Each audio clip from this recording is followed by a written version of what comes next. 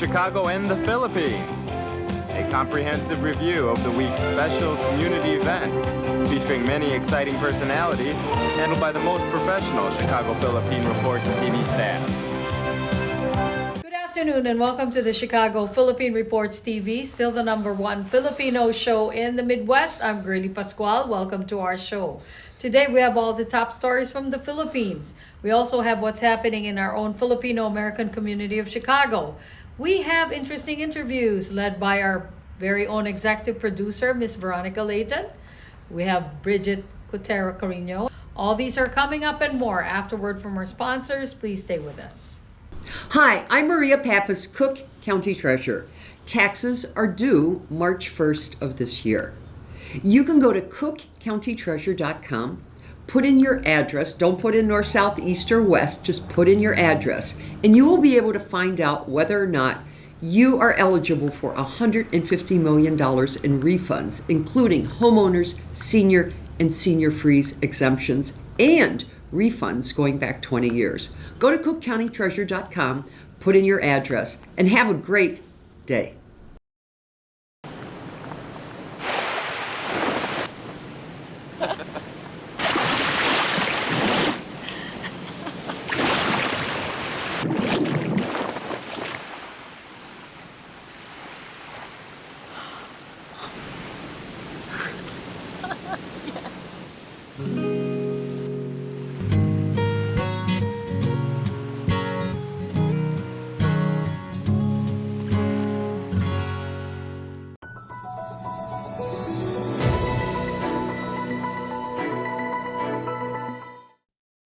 The momentum from Wall Street's rally to new records as investors shrugged off hotter than expected CPI print failed to rub off on Asian markets, which struggled on Wednesday.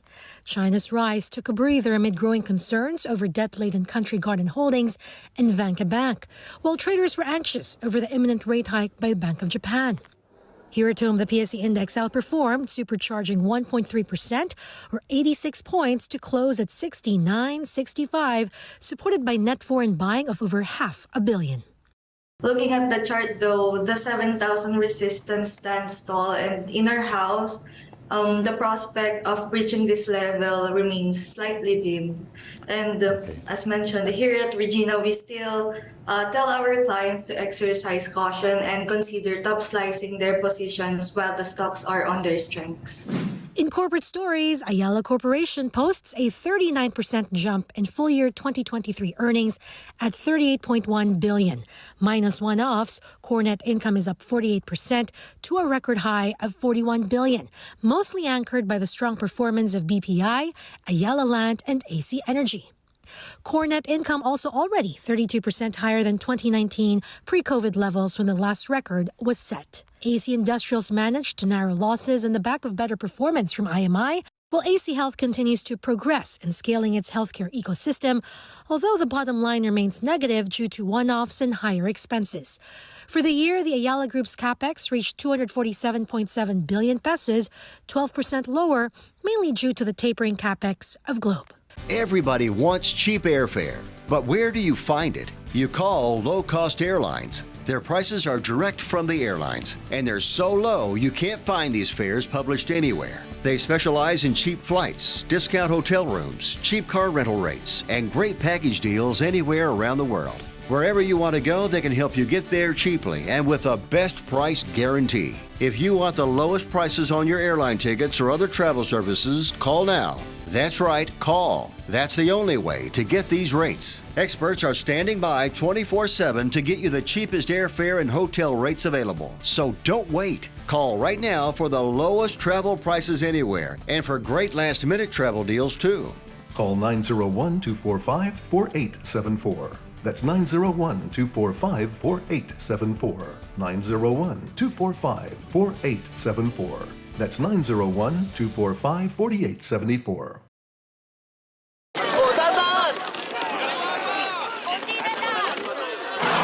Yan! Dito na! Perfect!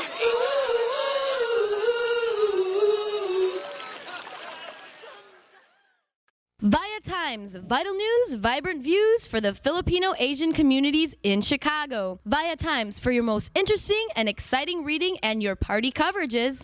ViaTime has very interesting columnists. You name it, ViaTimes has it. Law, Filipino news, dentistry, immigration, humor, serious opinions, health, beauty, mysticism, Bata Corner, showbiz, and intelligently written editorials. Call ViaTimes at 773-866-0811.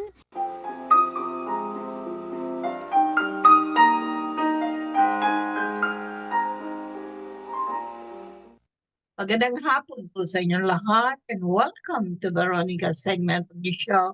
Today I have a very interesting, exciting guest and she's from American Red Cross. As you can see the banner behind her. Hi, Connie. Her name is Connie Esparza. And did I pronounce it right, Connie? Yes, you did, Veronica. Pleasure to meet you and see you today. Okay, so welcome to our show. Yeah. Okay, I invited you here today for this exciting interview to talk about the fires that are going on that the Red Cross, the Red Cross had to face. Connie is the communications director of the Red Cross Illinois, isn't it? Okay.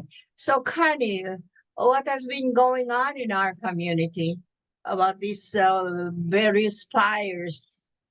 Sure, Veronica. I'm glad you asked. Every week we look back to see what our dedicated volunteers where have they worked for the past week, and the majority always are home fire responses. And as you mentioned, or as we were talking before we connected here, just this past week, we saw in Chicago and around the surrounding suburbs, 44 home fires, which impacted almost 100 people, 23 of them children.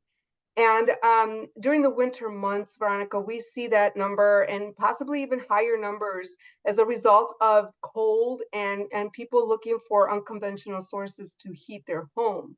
And so we urge everyone to please, if you're using a space heater, to use them properly, to make sure you have 3 feet around your space heaters, especially if they're near your bed, curtains, near clothing, or if you have them in rooms where there's children and pets, always practice safety and be in the room when the space heater is on. Making sure it's turned off and possibly even disconnected as you leave the room will be the safest thing for you to do. And Veronica, we also see home fires in the winter increase as a result of using the stove to heat the home. Many people, turn on the range and leave the stovetop going. Some other folks, opt to turn on the oven and leave the door open. Those instances are also risk factors in increasing the chances of you having a home fire, in addition to other issues like carbon monoxide poisoning. So if you're going to use the space heaters, like I said, let's make sure we're using them properly. Let's not use the stove as a heating source. Also candles, if we're using candles in the home, if you're not going to be in the room with the candle, make sure it's turned off, because we see instances of home fires as a result of candle use, especially in homes where there's children and they're throwing toys around, or they're throwing around their blanket and they knock over that candle. So, Honey, do you see a big increase in fire incidents during the winter time versus the summertime?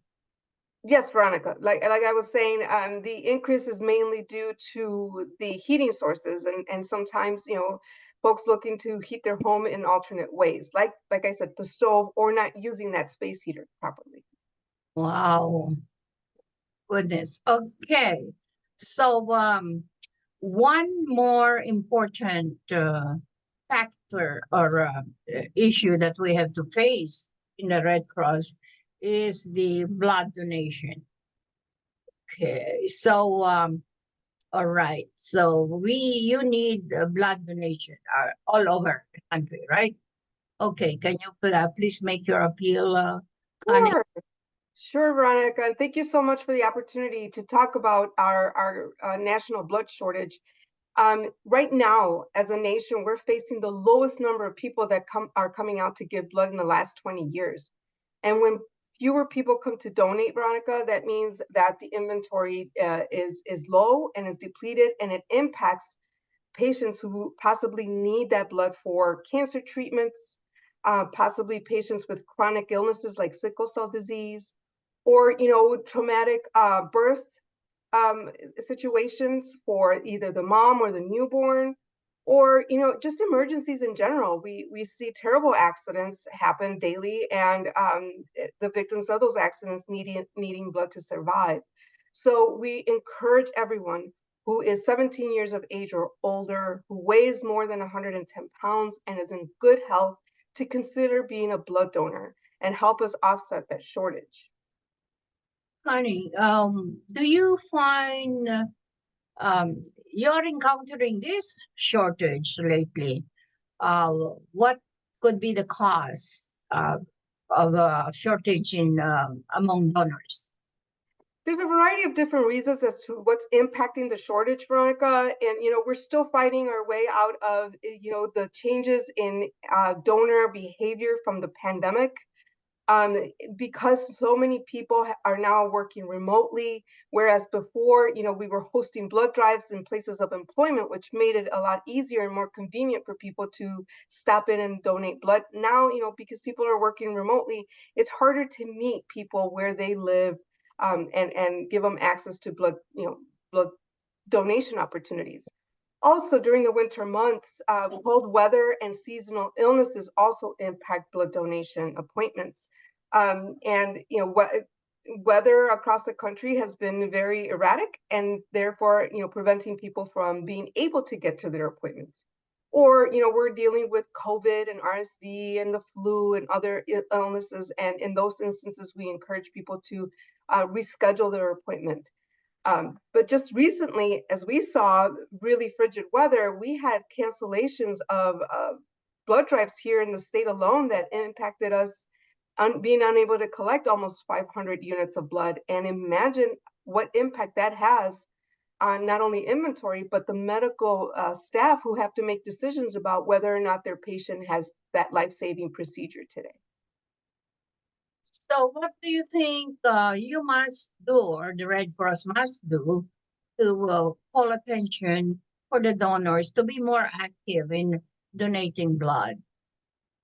Veronica, it's the easiest thing to do if you're looking for something to something that makes a huge impact. It's the easiest thing. It's you roll up your sleeve, you're in good health, you donate blood, and you possibly are in and out in maybe 45 minutes if you prepared correctly, and you're having a huge impact in the trajectory of somebody's life, and their family too. I've spoken to so many blood donors and recipients who said, if it wasn't for somebody out there who selflessly stood up and said, yeah, I can donate blood today, I wouldn't be here to tell you my story. So this is something very easy and simple that has a huge impact. All right, very good. So let's hope that with this interview, we can call the attention of some donors.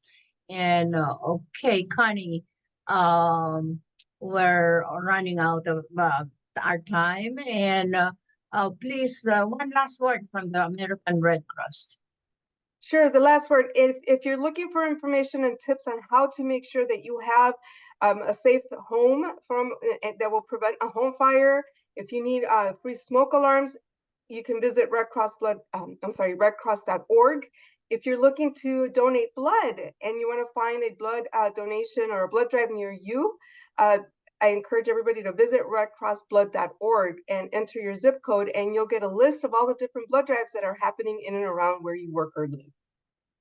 Thank you so much. Thank you, Connie, for gracing our show today. And well, we hope that you keep us updated for some issues like this blood donations and fire safety. All right. Thank you, Veronica, and I look forward to seeing you again soon. All right. Thank you so much, and bye. Bye.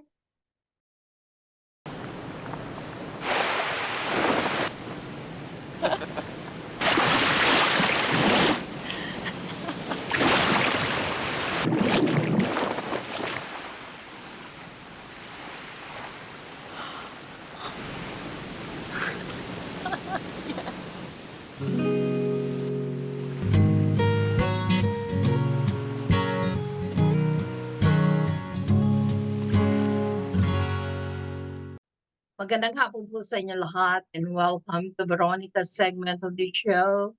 Today I have a very exciting, interesting, and very pretty guest in this show, and she's a doctor. Her name is Dr. Carly Marie Manley. Did I pronounce it right, Dr. Manley? Very close. It's Carla Marie Manley. I'm a clinical psychologist. All right. And Dr. Manley is an author and a clinical psychologist. And the book that she just released is entitled The Joy of Imperfect Love. It's still February, the month of love. So this is very apropos for this month to talk about love. And your the title of your book, The Joy of Imperfect Love, is kind of different. Imperfect love. Many people would think our love is perfect. Okay, Dr. Manley, welcome to our show. And why is the title of your book as this, the joy of imperfect love? What is it that the joy, there is joy in imperfect love? It's such a good question. It gets really to the heart of my work that so many times our relationships, whether it's a romantic relationship or a parent-child relationship or friends, anywhere where we have a loving relationship, we often expect ourselves to be perfect or other people to be perfect. But the truth is, human love is never perfect. We're just not capable of it. And so I really believe when we come from a place of accepting that we are imperfect, but that it's not an excuse to harm other people or to show up poorly in relationships. Instead, it's an invitation to constantly work on being our best selves and inviting the people we are in relationship with to be their best selves. And as we work on this and talk about the truth that we are not perfect, that we often have these expectations of having the perfect romance, the perfect friendship, the perfect parent-child relationship. Well, that sets us up for disaster because then we're disappointed in ourselves or we're disappointed in other people. And so it's really about learning how to explore whatever holds us back in life. Many of us have experienced trauma or significantly negative life issues or difficult parenting. We were parented, in ways that maybe weren't the healthiest. And it's never about blaming or shaming someone. It's about looking at what in our life is going well, what works for us, and doing more of that. And looking at what doesn't work well in our lives and doing less of that. I think you are quite right in there because I think many people think that they feel that love should be perfect. The approach to love is perfection. As far as other people are concerned, but you are quite right there that it should be looked at as imperfect. And yeah, and so if only people would take a look, read the book, and learn something about the approach of imperfection in the terminology of love, maybe there would be more successful relationships out there. Well, Absolutely. And the way I design The Joy of Imperfect Love, as I do with, this is my fourth book, I don't believe that if we just read a book, we change our lives. I believe, like anything else we learn, whether it's, music, whether it's math, whatever it is, we have to practice it. And so every book that I've written contains exercises that they're included. It's part of the book, and people can do them at their own pace. Because when we learn to work with our old patterns and create new patterns, then we can actually create change. If we don't work on our patterns, for example, if we tend to be critical of ourselves or critical of other people, just reading a book about it isn't going to change anything. But if we read and then do the work to see, oh, well, this is where this pattern came. I talk to myself really negatively, or I don't have healthy boundaries. So there are actually exercises that if you can't afford psychotherapy or access psychotherapy, it's not a replacement for psychotherapy, but it can definitely help get you on your way. And with these exercises that you're talking about, are there, you also mentioned some kind of scripts. Should there be scripts that the couples in a relationship should really know or be learning? Absolutely. One of the most destructive things in relationships is where you have a partner who says, I'm right, you're wrong, where their mindset is very black and white. You are wrong, I am right, because they grew up in a highly critical environment or something like that. And that's an example of an internal script. Or somebody whose internal script says, I'm afraid of conflict. I'm afraid to talk. I'm afraid to discuss things. And they may not even be aware of that script, but the work is in learning what our scripts are and then shifting them into healthy scripts that might say, oh, it's okay for me to be wrong. It's okay for me to make a mistake. It doesn't mean I'm a bad person or I'm horrible or I'll fail. It just means I'm imperfect and that I can then learn how to do things differently. But so many times we learn these scripts, they're also called internal narratives, become a part of us very early on in life. And many people have a script that says, I should be perfect. I should, and that ties into the script of I should always be right. Because we will never always be right. And if we're interested in always being right, what's more important to you, being right or having a healthy relationship? Well, in terms of something like that, I think the factor that's really very important is maturity or from each partner. Absolutely. And people often think that maturity is about your age. You can be 70-year-old, 70, 80, 90, 50, and you might not be emotionally mature. You may be physically mature, but it's about, and we don't a lot of times get education in how to be emotionally mature.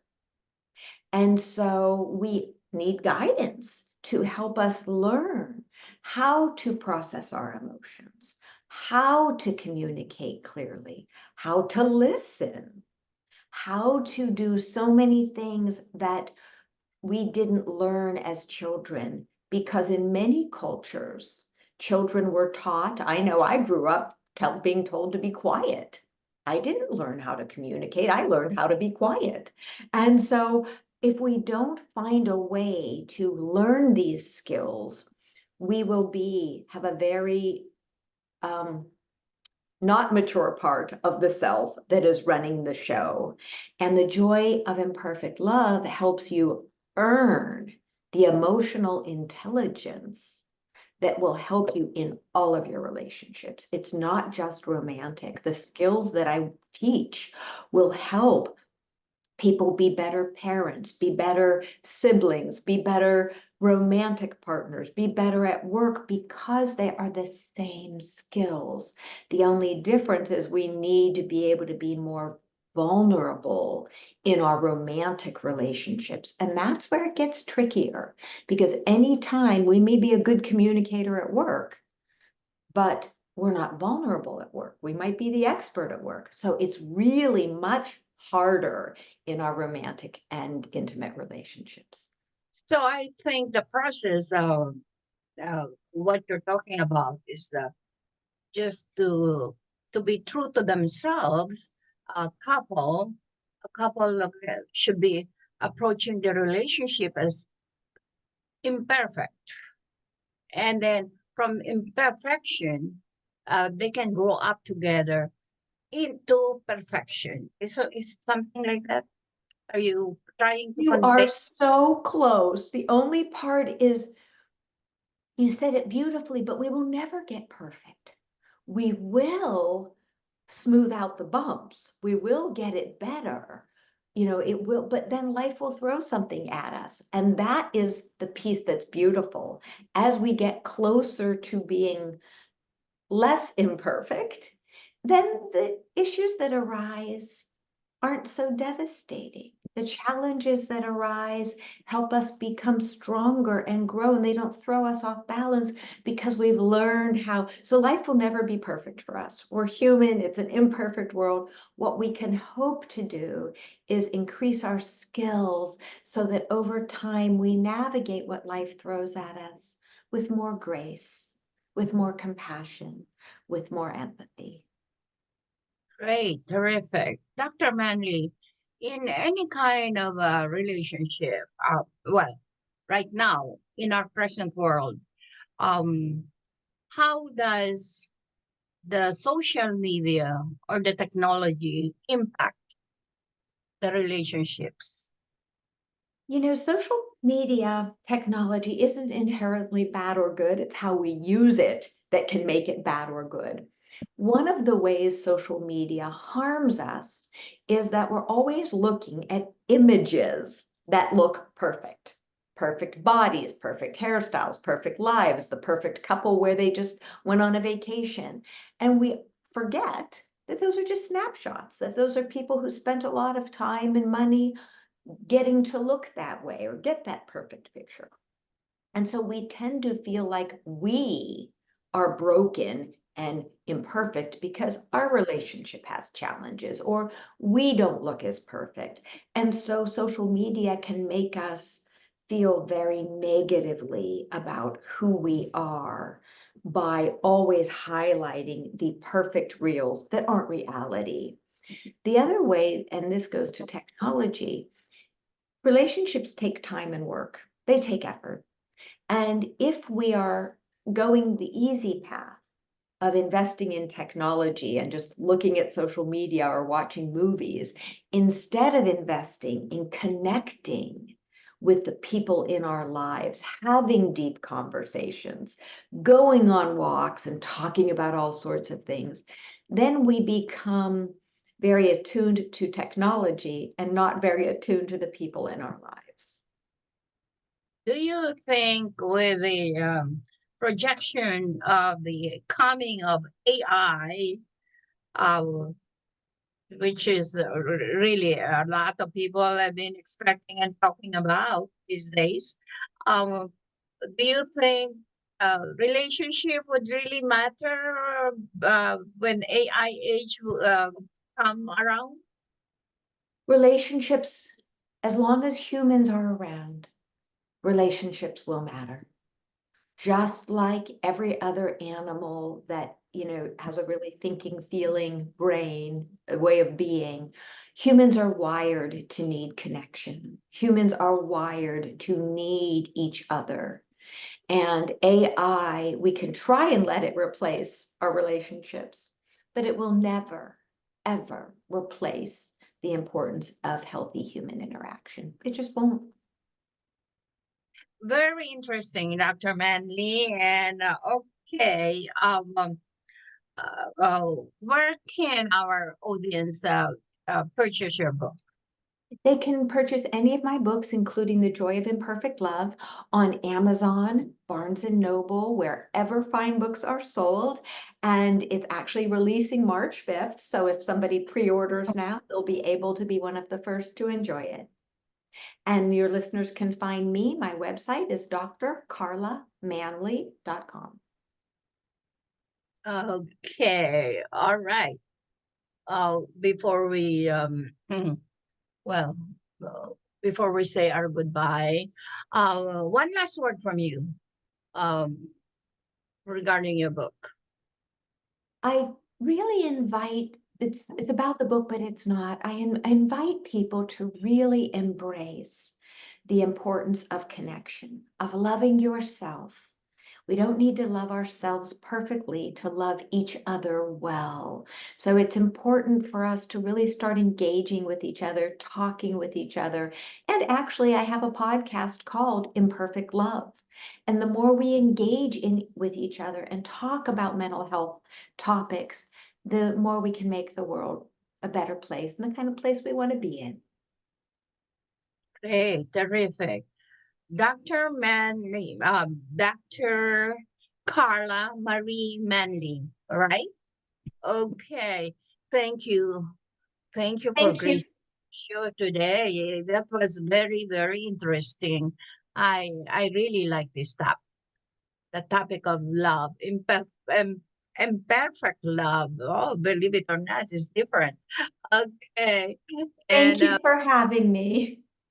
yes, and thank you for gracing our show today. At maraming salamat. That's thank you. Thank you in our language. At maraming salamat po sa inyong panonood. Ako po si Veronica. Enjoy the rest of your weekend. Bye, Dr. Manley. Bye. Hi, I'm Maria Pappas, Cook County Treasurer. Taxes are due March 1st of this year. You can go to cookcountytreasurer.com, put in your address. Don't put in north, south, east, or west. Just put in your address, and you will be able to find out whether or not you are eligible for $150 million in refunds, including homeowners, senior, and senior freeze exemptions, and refunds going back 20 years. Go to cookcountytreasurer.com, put in your address, and have a great day.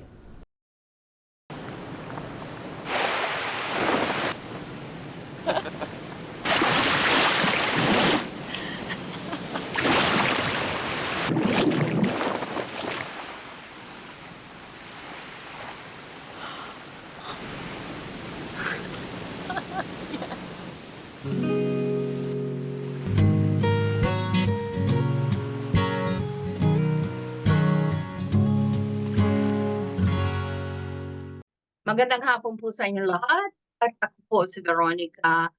Today, I have a very respectable, honorable person on our show for this interview. And his name is Judge Ross Hartigan. Did I pronounce your name right? Okay, help me welcome Judge Hartigan in this show. Welcome to our show, Judge. Here comes our judge. All right. Welcome to our show. Judge Hartigan has been serving as a judge in the Cook County, right? The Circuit Right. Court of Cook County. That's right. All right. Very good. And let us ask Judge Hartigan to introduce himself. Hello, everyone. And as I mentioned, I have a lot of friends in the Filipino community. I know how to pronounce pancit and adobo. Adobe, I think it's called adobo. I've ate that food with families, and so I'm kind of familiar with the culture. I grew up on the west side of Chicago, and we moved to Oak Park, that's where my daughter lives now. I went to St. Ignatius High School on the west side of Chicago, DePaul University, played a little basketball, and then I went to John Marshall Law School. From then, I started practicing as a lawyer. I also taught a lot too. I taught at Morton College in Cicero part-time, and then I also taught for 20 some years at DePaul University, and I did have some Filipino students, and I've helped them also in law school, where I teach at Kent Law School part-time. I was a judge for 7 years, but because I was president of the Illinois State Bar, which is a statewide organization, I had to step off to maintain my presidential duties. And as a result, I want to get back on the bench. 7 years is not a lot for a judge. A lot of them are on the bench a lot longer. I've been highly qualified by the Chicago Bar Association. That's the highest qualification you can get. I'm also highly qualified by the Illinois State Bar. I'm probably one of the most highly qualified judges running in this election with the high bar ratings. And I have the experience as a judge being in a courtroom. I was a judge on many serious cases, a lot of them being malpractice cases, personal injury, and contracts and things of that nature. If it was a bench trial or a jury trial, I have a lot of jury trial experience. I represented the city of Chicago on litigated matters. I also represented the city of Evanston and other communities. There's a Filipino community out in DuPage who was run by a Filipino mayor, and I'm trying to remember the name, but I represented them. I think you know which one I'm talking about. Yes, that's in Glendale Heights. Right. The late Mayor Fajardo. That's right. And I represented him. So I've had the ability to be involved in a lot of interesting legal cases. I don't think my competition or anybody running has the qualifications that I have and the experience and the level of leadership of a bar association, which has well over 75,000 members. And that's quite an honor to lead lawyers like that, to be in charge. I also ran for state representative in my area, and I was township supervisor, Lyons Township. So the bottom line is that I need your support. I'm highly qualified, as I mentioned. My punch number is 152, and the punch number. Also, my website is Russ, RUSS, Hartigan, HARTIGAN, for judge.com. And that tells you a lot what's going on.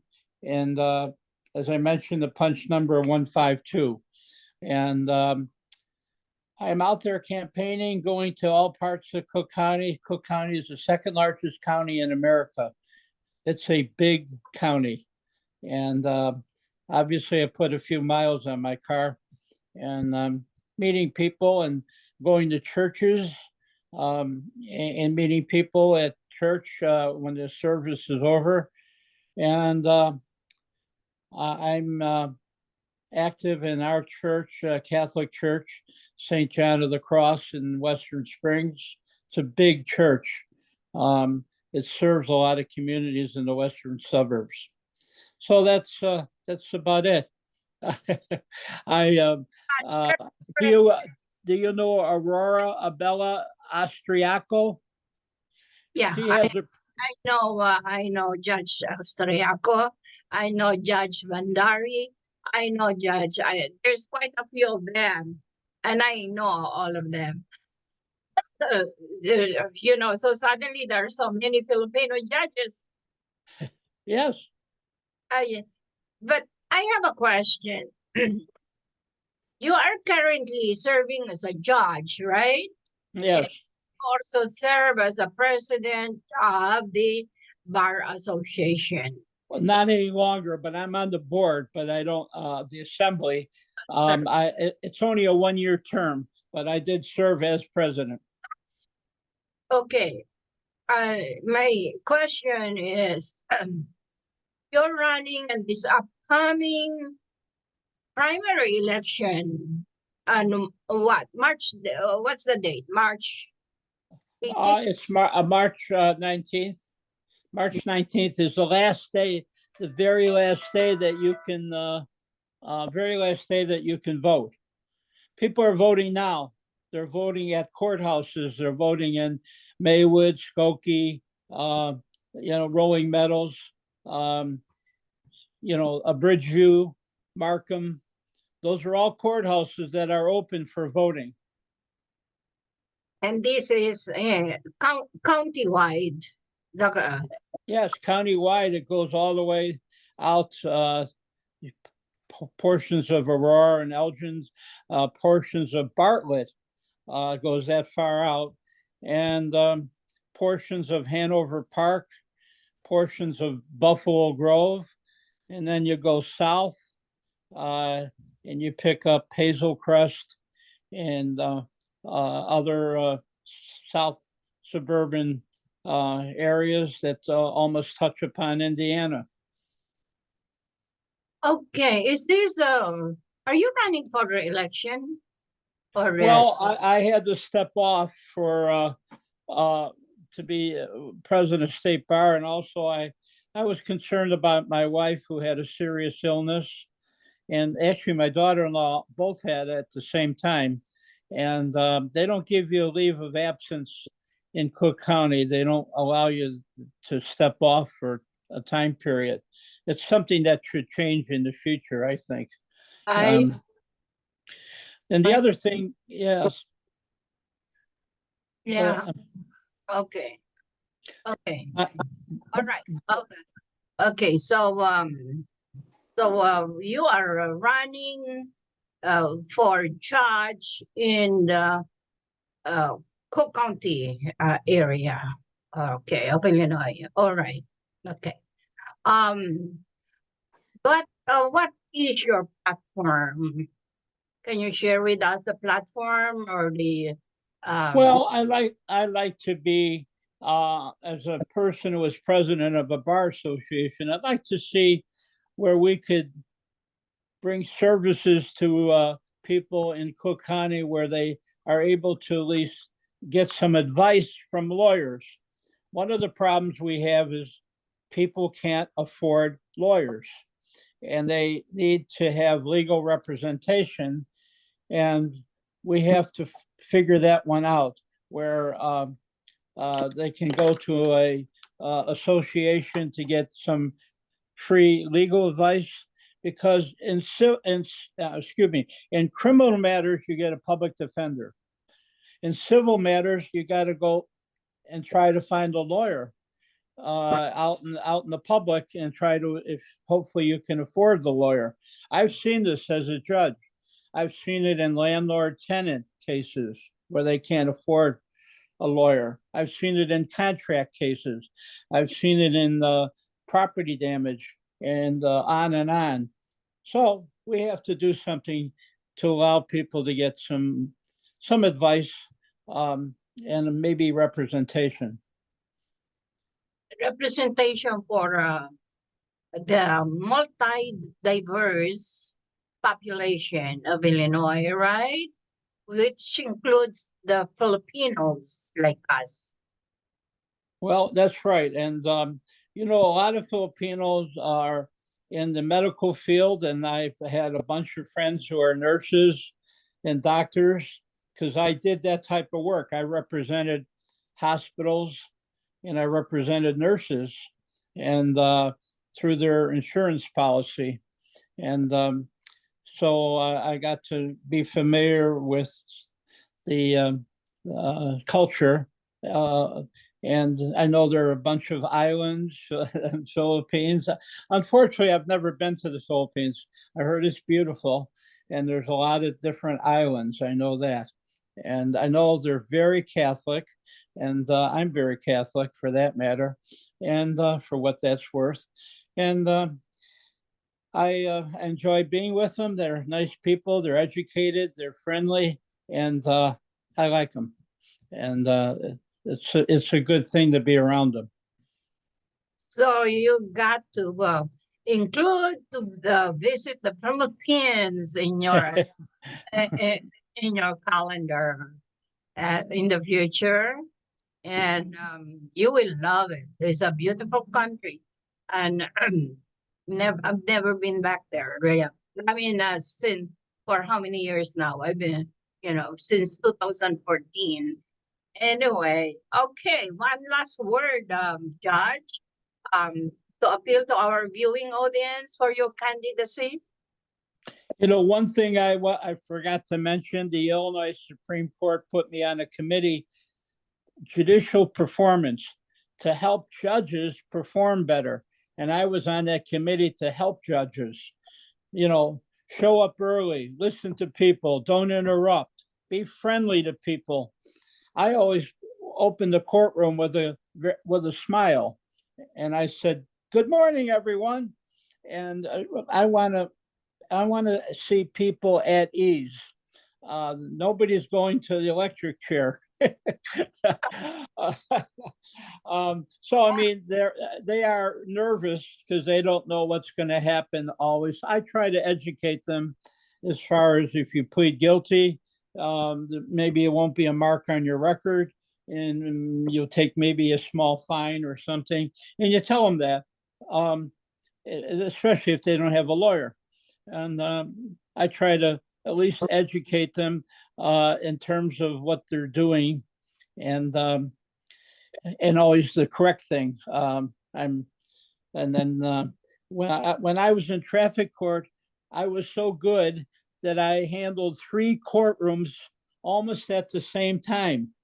I would zip into one, zip into another, and zip into the third one, and they were shortage of judges at a certain time. So I know how to handle a call. I know how to be respectful to people. Wow, that's nice to hear from a judge. Respectful to people. All right, and you'll get respect back when you. Well, I hope so, in the form of a vote. You are a very good judge, and I thank you for gracing our show today. It is our honor, the Honorable Russ Hartigan, to be on our show today. And I wish you good luck in the upcoming election. Thank you. The punch number is 152. 152 punch number. Remember that, 152. I will try to put this, Sonia, on the frame. Okay. Thank you so much, Judge Hartigan. And and I will be watching the polls. I will be voting for you. I live in Cook County. For sure. 152. 152. All right. How many judges are running this time? Not as many as in the past. Not as many. Some are not being contested. They don't have an opponent. I have a opponent, but her credentials don't match mine at all in terms of all the things I've done and the bar ratings, the Chicago bar and the Illinois State Bar. Oh, okay. Wow. I wish you good luck. And I thank you. Always a pleasure. All right. Maraming salamat po sa inyong panonood. Ako po si Veronica. Enjoy the rest of your week. And my Judge Hartigan, let's vote for him. Punch number 152. Correct? Bye. Correct. We would like to welcome all of you to Baladna Jewelry. We have a very big selection of 21-karat gold jewelry imported from the Middle East, from Dubai, Saudi, and Bahrain. And we have a very big selection of diamond.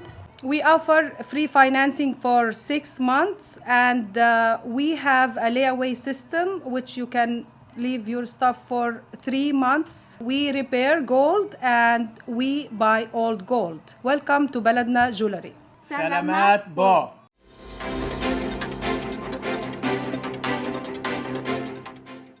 Good afternoon, this is Brigitte, Carino, Cueter, bringing you this week's local news from our community. The Illinois Secretary of State's office is highlighting the 60th anniversary of the iconic 1964 Ford Mustang and its annual vehicle show in Springfield, Secretary Alexi Giannoulias announced today. Giannoulias made the announcement while revealing the vehicle show will take place on Saturday, September 7th from 10 a.m. to 3:30 p.m. in downtown Springfield. A limited number of commemorative license plates featuring the Mustang and promoting the vehicle show are now available for $32 per pair until May 10th. Illinois vehicle owners who purchase the plates may display them on their vehicles for up to 60 days before the show, from July 10th to September 7th, 2024. The vehicle show brings together car enthusiasts and families from across the Midwest to downtown Springfield, Giannoulias said. The Jonas Brothers, one of the most successful groups of the 21st century, are performing at the Illinois State Fair on Thursday, August 15th. With album sales over 20 million and counting, 2 Grammy Award nominations, and 26 Billboard Hot 100 hits, the trio recently claimed a star on the Hollywood Walk of Fame. Their smash hit, Sucker, was the longest-running #1 pop airplay single of 2019, and their worldwide tour sold 1.2 million tickets. Jonas Brothers are pop icons, said Illinois State Fair manager Rebecca Clark. They have more hits than they can squeeze into one performance, and we can't wait to see Kevin, Joe, and Nick take the stage in Springfield.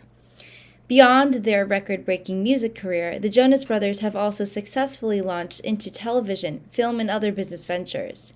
Ticket sales for the Jonas Brothers go on sale March 16th at 10 a.m. on Ticketmaster. Tickets for all other announced shows are on sale via Ticketmaster. Illinois lost 6,600 jobs between January 2024 and January 2023, ranking 49th among U.S. states for a non-farm job growth at negative 0.1%.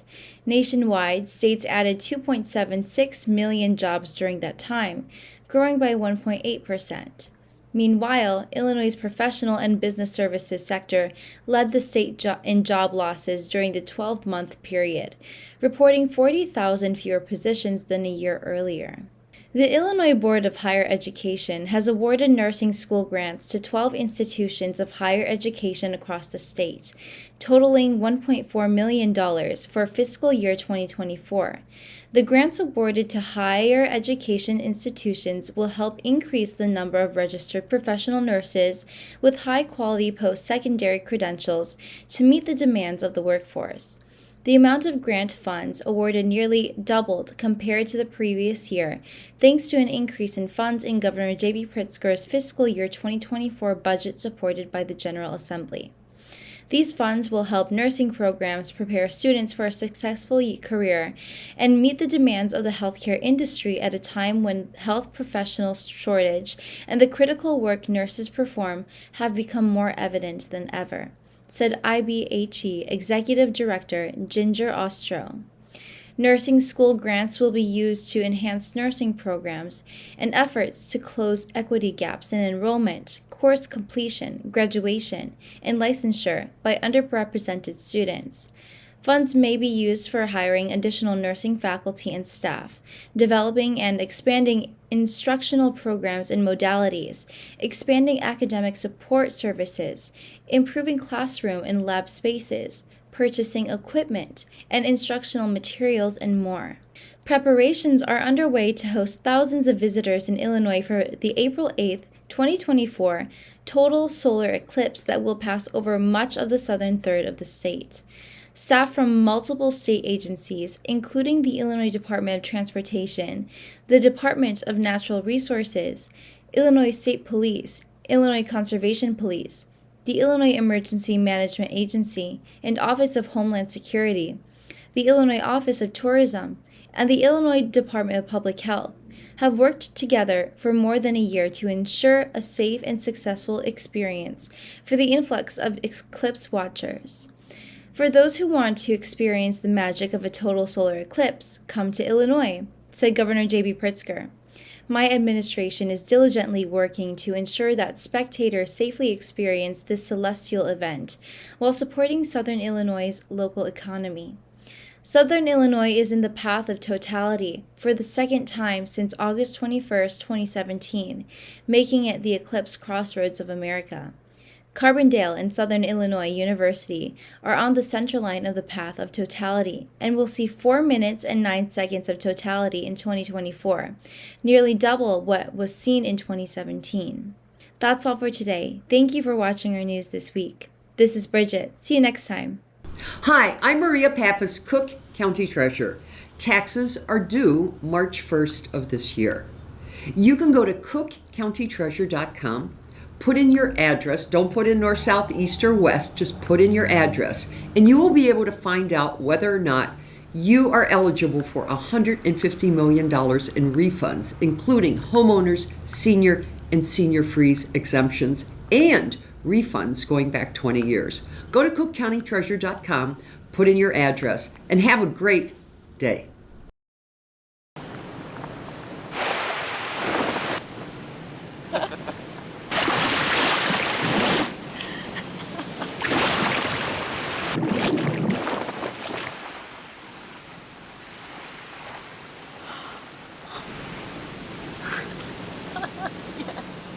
Yes.